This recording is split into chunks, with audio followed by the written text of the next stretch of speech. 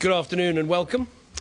This European Council has been dominated by discussions about the EU's direction over the next 5 years and specifically the decision on the next President of the European Commission. From the outset, I've been clear where I stand on this issue. I firmly believe in the principle that the European Council should be the one to propose the candidate. And if you believe in a principle, you should stand up for it.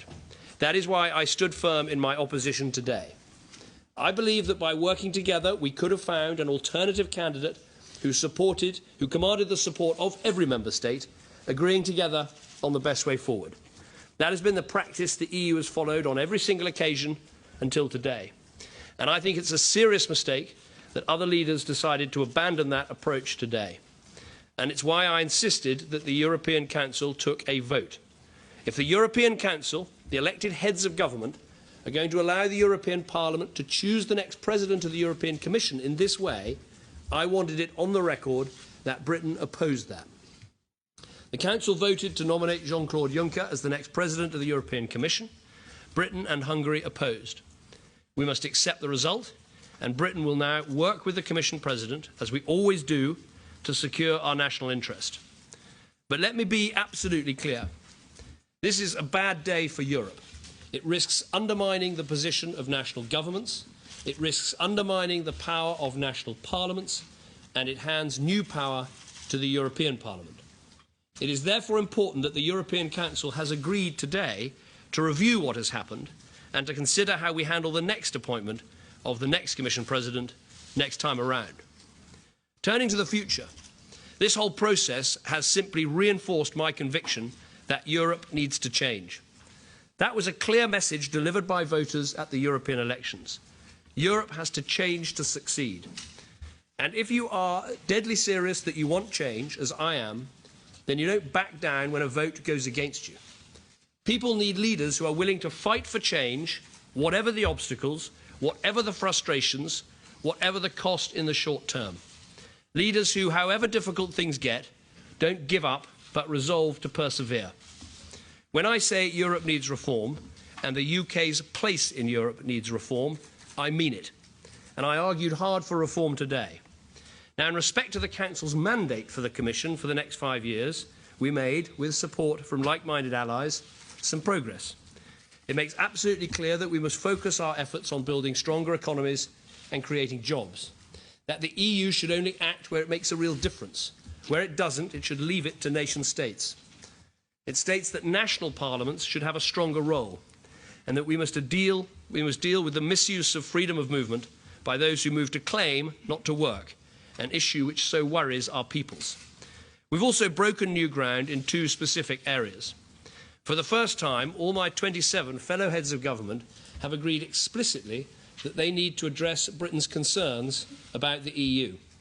It is in the agreed conclusions the European Council issues today. The conclusions also state explicitly that ever closer union allows for different paths of integration for different countries and respects the wishes of those, like Britain, that do not want deeper integration. This is an important statement, but let me be frank, it is not the end of the matter. Far from it. The campaign to reform the EU has a long way to go, but on this issue of ever closer union, we've made a start. Much more change will be needed during the next few years, but I welcome the fact that we've embedded these issues in the Council's mandate for the Commission from the very start. So while Europe has taken one big step backwards today with their choice of Commission President, I've made some small steps forward, securing a new relationship for Britain in the EU. Now, of course, much more is needed, and that will require hard, patient, determined effort in the coming months. It will be tough, but I believe it is still possible. Today's outcome is not the one I wanted, and frankly, it makes it harder and it makes the stakes higher. This is an important stand, but it is far from being the last stand. My colleagues on the European Council know that I am deadly serious about EU reform, that I keep my word, that if I say I'm not going to back down, I won't. This is going to be a long, tough fight, and frankly, sometimes you have to be ready to lose a battle in order to win a war. It has only stiffened my resolve to fight for reform in the EU because it is crying out for it. it has made me even more determined to make the EU address the concerns of all those voters who are intensely frustrated with it and who demand better because they deserve a voice. Britain will be the voice of those people. We will stand up for them, we will make sure they are heard, and we will not be put off by what has happened here today. Britain is going to work with intensity and with grit to reform the EU day in, day out over the next few years until we achieve it. We've shown today that we will not be put off from that task, because the status quo is not right for the EU, and it is certainly not right for Britain. It has got to change. And at the end of 2017, it will not be me, it will not be the House of Commons, it won't be Brussels that decides about Britain's future in the European Union. It will be the British people, and it will be their choice and their choice alone. Happy to take some questions. Let's start with James Mates. Prime Minister, Jean-Claude Juncker is a man who few of the leaders really wanted. This should have been an easy win for you. It turned into a crushing defeat. What do you say to those who suggest this shows your strategy is wrong, your approach is wrong, and that if you carry on this way, your chances of winning the battles you're talking about are hopeless? Well, this was never an easy win. You have to ask the other European leaders, people who might have said something different about Jean-Claude Juncker in the past, who voted for him today. You have to ask them that question rather than me. But this was never going to be easy because so many people had got onto the treadmill of this leading candidate process in the European elections. And it took over their decision-making and it took over what they were prepared to do. And that is really the reason why we ended up in the situation that we did.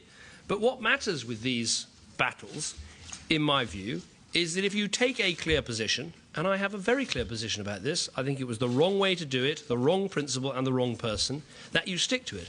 And you demonstrate you are deadly serious about sticking to your word in Brussels, getting things done that you want in Brussels, and that you don't back down. This was never going to be easy, though, because of the way the European political parties set up this choice. So I never had any doubt that this was going to be very, very tough. Never had any doubt that it would be very, very difficult to divert Europe away from this, I believe, wrong path. But as I say, if you've got a clear view, tell people what the view is and stick to it.